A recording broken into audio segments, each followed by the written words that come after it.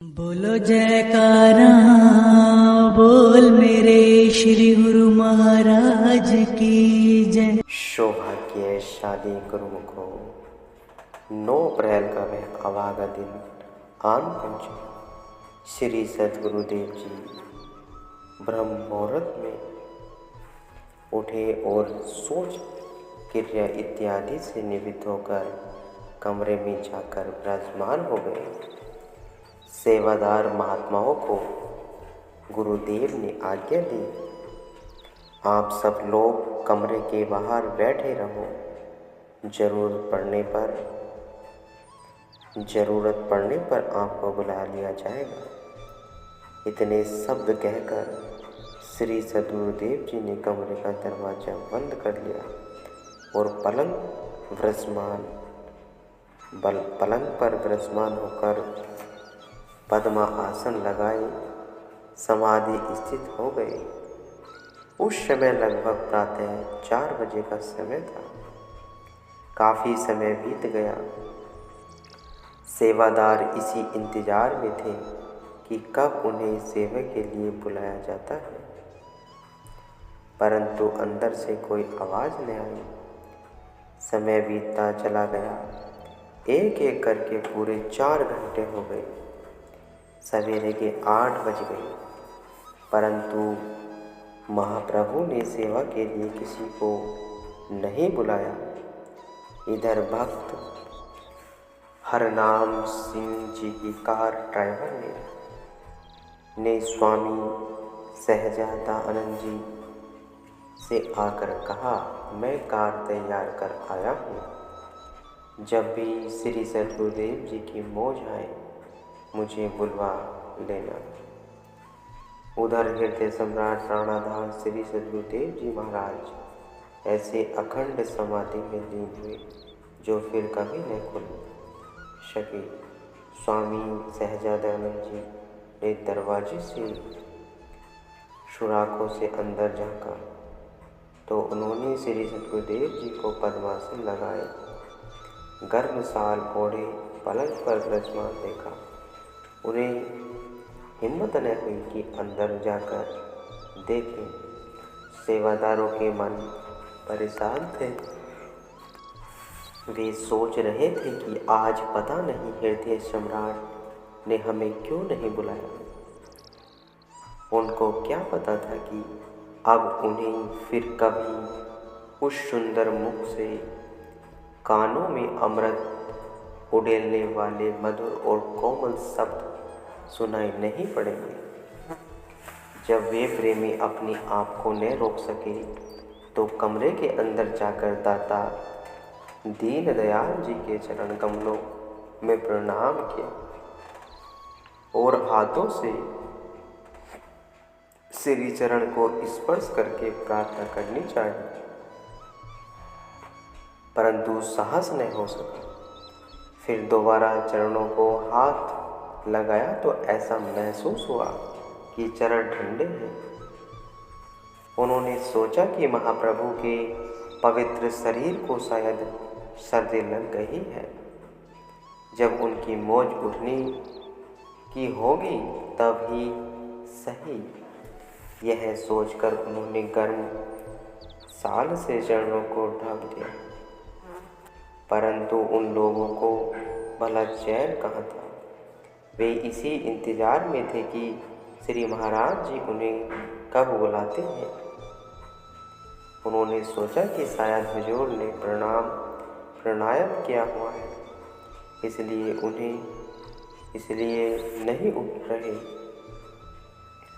दुखी दिल होकर वे सोचने लगे कि पता नहीं हमसे क्या अपराध हुआ है जिसके कारण महाप्रभु हमसे नहीं बोल रहे हैं। उनके दिल धड़क रहे थे। उनके लिए एक एक पल युगों के समान बीत रहा था। अंत में वे अपने आप को न रोक सके। स्वामी सहजानंद जी और दूसरे सेवादार महात्मा दरवाजा खोलकर कमरे के अंदर चले गए। इन सब ने श्री चरण कमलों के दंड प्रणाम किया। इन्होंने फिर जब श्री चरणों को छुआ तो वैसे ही ठंडे पाया। उनके दिल चित्कार कर उठे। सभी ढाई मार मार कर रोने लगे और धरती पर लौटने लगे। हाहाकार मच गया। सभी गांव वाले इकट्ठा हो गए और किसी से कुछ कहते न बनता था। सभी करुण विलाप कर रहे थे। प्राणधन श्री इष्टदेव भगवान महानिर्वाण को प्राप्त हो गए थे। उनकी निज आत्मा परमात्मा में लीन हो चुकी थी। सच्चिदानंद प्रभु स्वामी स्वरूपानंद जी के रूप में अवतरित हुए थे। सदा स्वरूप आनंद में मग्न रहकर वे आनंद स्वरूप हो गए थे। हृदय सम्राट श्री सद्गुरु दीन दयाल जी ने अपनी मौजवश अपनी जीवन लीला संवरण कर ली थी। प्रेमियों को अब ख्याल आया कि श्री महाराज जी 9 अप्रैल को जो जाने की बात कह रहे थे, इससे उनका तात्पर्य अपने अनंत यात्रा पर जाने से था। अभी नंगली निवासियों को यह विश्वास नहीं हो रहा था कि श्री महाराज जी अंतर्ध्यान हो गए, ज्योति ज्योत समा गए हैं। इस प्रकार महाप्रभु दाता दीन दयाल जी गुरुवार 9 अप्रैल सन 1936 तदनुसार 29 चैत संवत 1993 विक्रम विशाखीवती दूज के दिन ब्रह्ममुहूर्त में अंतर्ध्यान हुए। शोक सागर उमड़ पड़ा। मेरठ जाकर से पुणे, चकोड़ी और दूसरे प्रमुख आश्रमों में तारे दी। जब सकौती टांडा रेलवे स्टेशन के कर्मचारियों को श्री महाराज जी की ज्योति ज्योत समाने का समाचार मिला तो वे बहुत दुखी हो गए। तब उन्होंने महाप्रभु के वे वचन याद आए जो उन्होंने 2 दिन पहले उच्चारण किए थे। आप भाग्यशाली हैं जो यह दर्शन कर रहे हो। अब उन्हें इस रहस्य का पता चला कि श्री महाराज जी ऐसा क्यों कह रहे थे। वे सभी प्रेमी श्री नंगली साहिब आए और गुरुदेव के पावन शरीर के दर्शन किए। इधर चकोड़ी आश्रम में शाम को 4 बजे तार मिली। तार पाकर श्री स्वामी निजा आत्मानंद जी और स्वामी अवेदानंद जी शोक सागर में डूब गए। यद्यपि तार इन्हें शाम को मिली थी, परंतु दिल की तार तो पहले हिल चुकी थी। इनके नेत्रों में अश्रुधारा बहने लगी। सभी महात्मजन तार के बारे में बार बार पूछते तो उन्हें कोई उत्तर नहीं दे पाते थे। उन्होंने महात्माओं को धैर्य बांधते हुए कहा, हम श्री नंगली साहिब पहुंचकर आप लोगों को सूचना देंगे। इस प्रकार स्वामी निजा आत्मानंद जी और स्वामी अवेदानंद जी चकोड़ी आश्रम से हाफिजाबाद के रास्ते से वाजिराबाद पहुँचे। फिर वहाँ से गाड़ी पकड़कर लाहौर आए। लाहौर में स्वामी नियादानंद जी और स्वामी सतविचारानंद जी तथा दूसरे कई महात्माजन ठहरे हुए थे। इन्होंने उन महात्माओं का पता किया, परंतु कुछ पता न चल सका। वहाँ से इन्होंने श्री स्वामी वैराग्यानंद जी को सिंध में तार दी और श्री स्वामी वे अनंता जी को ग्वालियर में सूचना दी गई। इस प्रकार वे दोनों महानुभाव 10 अप्रैल को शकौती टांडा पहुंच गए, जहां भक्त गेंदा जी और भक्त इंसीलाल जी आए हुए थे। उन्होंने उनसे सब समाचार सुना। बड़ी मुश्किल से अपने तन मन को संभाले श्री नंगली साहिब पहुँचे। जाते ही श्री चरण कमलों में दंडवत प्रणाम करके ढाई मारकर रोने लगे और बेसुध होकर धरती पर गिर पड़े।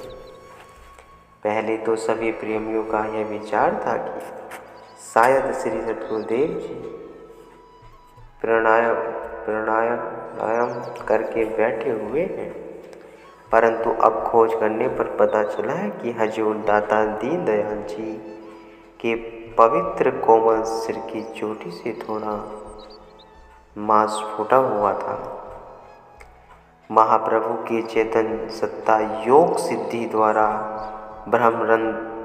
ब्रह्मारंध्र से निकलकर अपने परम धाम को सिधार चुके थे।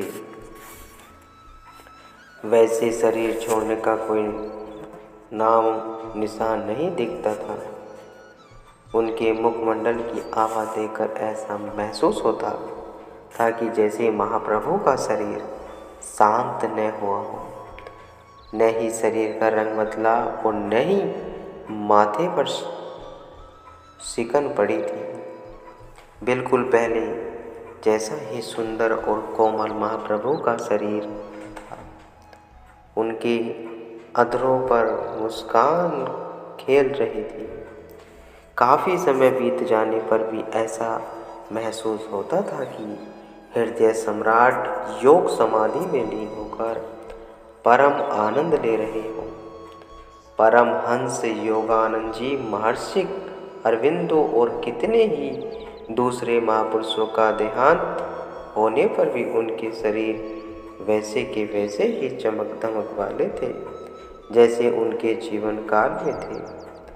गर्म आंसू बहाते, ठंडी आह भरते हुए पहले तो श्री स्वामी निजा आत्मानंद जी और स्वामी अवेदानंद जी ने यह विचार किया कि श्री सद्गुरुदेव जी के पवित्र शरीर को पंजाब में चकोड़ी आश्रम ले जाया जाए। नंगली के प्रेमी भक्तों और सेवादारों ने इन दोनों महापुरुषों को श्री महाराज जी के पवित्र वचन सुनाए, जिसमें उन्होंने श्री नंगली साहिब रहने के लिए फरमाया था। महाप्रभु के वचन सुनकर श्री स्वामी निजात्मानंद जी और स्वामी अवेदानंद जी तथा दूसरे महात्माजनों ने यह निश्चय किया कि पवित्र शरीर को यहाँ समाधि दी जाए। शनिवार 11 अप्रैल को समाधि का कार्य शुरू हुआ, परंतु समाधि कहाँ बनाई जाए, इस विषय में कोई बात समझ में नहीं आती थी। दाएं हाथ का कमरा था। पहले यह विचार किया गया वहाँ समाधि बनाई जाए, परंतु फिर उस कमरे को छोटा समझकर बीच वाले बड़े कमरे में उन खंबे वाले स्थान पर ही समाधि बनाने का फैसला किया गया, ताकि परिक्रमा भी की जा सके। अब वह खंबा जिसके बारे में दाता दीनदयाल जी ने कई बार हटाने की आज्ञा दी थी, हटा दिया गया। सेवक गण महाप्रभु के संकेतों को याद करके रोते थे। उन्हीं ईंटों की समाधि बनाई गई जिनको श्री महाराज जी ने यह कहकर अलग रखवाया हुआ था कि हमारे खास काम आएंगे। शनिवार 11 अप्रैल को 4:30 बजे हृदय सम्राट के दिव्य शरीर को स्नान कराया गया, सुंदर नए वस्त्र बनाए गए। फिर ऊपर से दाता दीनदयाल जी को वही सुंदर लिबास, कढ़ाई वाला मखमली चोला, सुनहरी हार पहनाया गया। शीश पर सुंदर गुलाबी रुमाल बांधा गया। वही नहीं, दांत जो दिल्ली में बनवाए गए थे लगाए गए। सुनहरी ऐनक बनाई गई। लाल रंग की बनारसी ओढ़नी ऊपर से ओढ़ाई गई। इस प्रकार श्री सद्गुरुदेव जी को सजा सवार कर आसन पर विराजमान कराया गया। तब संगत ने दाता दीनदयाल जी के परम पावन मन भावन स्थूल शरीर के अंतिम दर्शन किए। फिर श्री महाराज जी की पवित्र आरती उतारी गई। आरती के समय श्री स्वामी निजात्मानंद जी और स्वामी अवैधानंद जी ने स्वयं अपनी आंखों से देखा कि हृदय सम्राट के सुंदर मुखमंडल पर पसीने की बूंदें चमक रही थी। पहले भी जब श्री महाराज जी की कभी कभी बहुत अनुनय विनय करने पर महात्मा लोग आरती उतारते थे तो उस समय हृदय सम्राट फौरन ध्यान मग्न हो जाते थे। उनको अपने शरीर की कोई सुधि न रहती। एक दो सेवादार श्री महाराज जी मुख के नीचे हाथ रखकर पावन शरीर को संभालते थे। गुरुदेव के मुखमंडल पर पसीने की बूंदें चमकने लगती थी और रूहानी मस्ती के आलम में मुख पर लालिमा झलकती थी। आज भी प्रेमियों ने जब वही दृश्य देखा तो सब आश्चर्यचकित रह गए।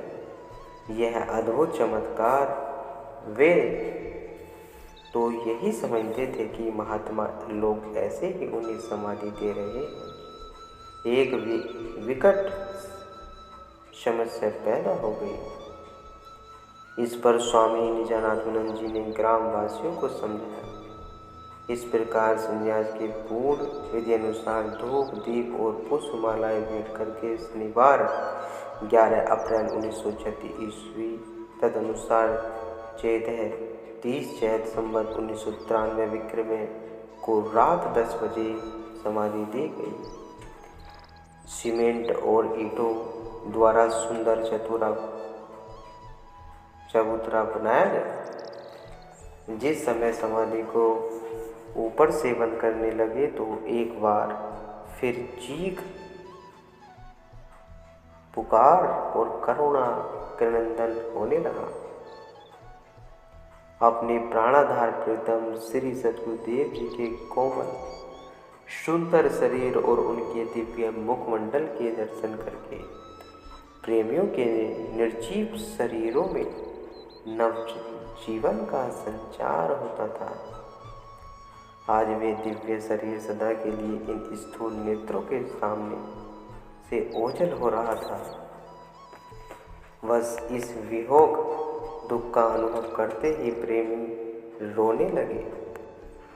श्री स्वामी निजात्मानंद जी और स्वामी अवैधानंद जी का तो रो रो कर बुरा हाल हो गया। उनकी आंखें सूज गई, शरीर में कोई शक्ति न रही। स्वामी अवैधानंद जी तो श्री महाराज जी के स्थूल शरीर का साथ ही समाधि लेना चाहते थे, परंतु श्री स्वामी निजात्मानंद जी ने उन्हें समझाया, गुरुमुखो